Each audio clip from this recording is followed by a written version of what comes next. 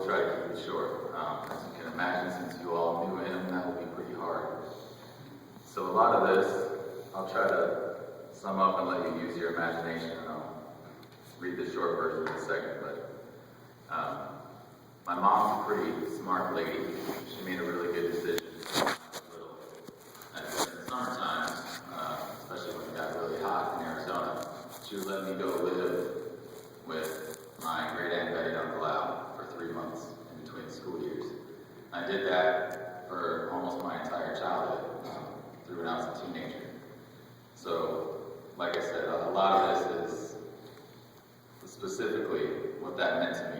But since you guys all know Al Stoppleworth, you can imagine what it's like to grow up every day during those 3 months, year after year, seeing a man like him go about his business in the home he built with the wife he married a long time ago.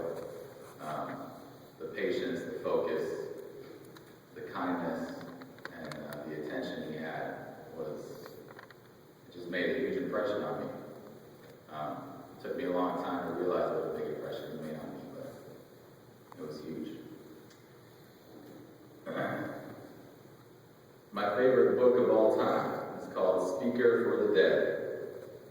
It's about a traveling minister who revolutionized the practice of eulogies by speaking nothing but the honest truth of a person's life. He made it a point to spend months researching his subject's character, his best qualities, and also his flaws. He shed a final light on all the times a man helped in ways nobody knew, and all the times he fell from grace. Good and bad, in depth, it was all fair game.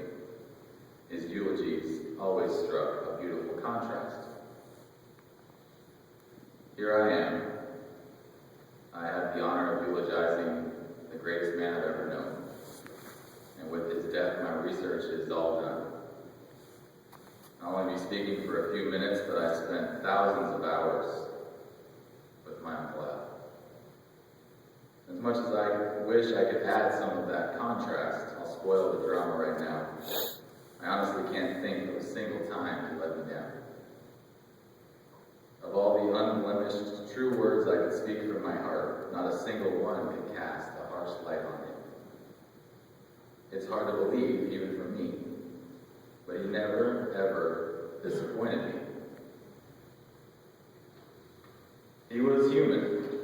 I'm sure he had some flaws, and I'm also sure he had fewer than most of us.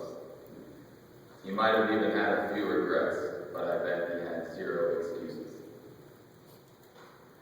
He had no kids of his own, but he embodied all the best qualities of a father. I know because I'm constantly trying to emulate them with my 2 boys who are 5 and 2. Many times I saw him bicker with his wife. But for almost 50 years, or at least all the years I can remember, I truly saw him as the kind of loving, steady, reliable man every woman wants for a husband. As a young man, he told me he didn't always see eye to eye with his father. But he took me on regular visits to see his dad in a nursing home, and those visits showed me the true devotion of a thankful son. And the few times I observed him with his siblings, it was clear he had earned their love, loyalty, and respect.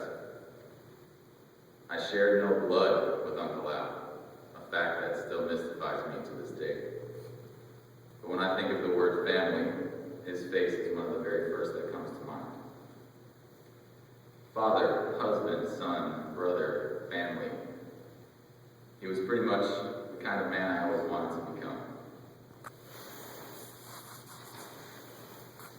So today, as we're all here gathering after Uncle Al's death, we should not grieve for someone who lived as well as anyone can live. I'm not even wishing I had more time with him, since I don't want to be greedy. He lived for 82 years, long enough to meet both of my own kids and make them smile. Thank you, Lord, for sharing him so long with us. When people die, we talk about them going home to God. Never has that felt felt truer than right now. Heaven, that place full of graceful and benevolent souls. Yes, I think Alan Stoppelworth will fit right in. I'm going to miss him. We're all going to miss him, but I think heaven's been missing him for 82 years.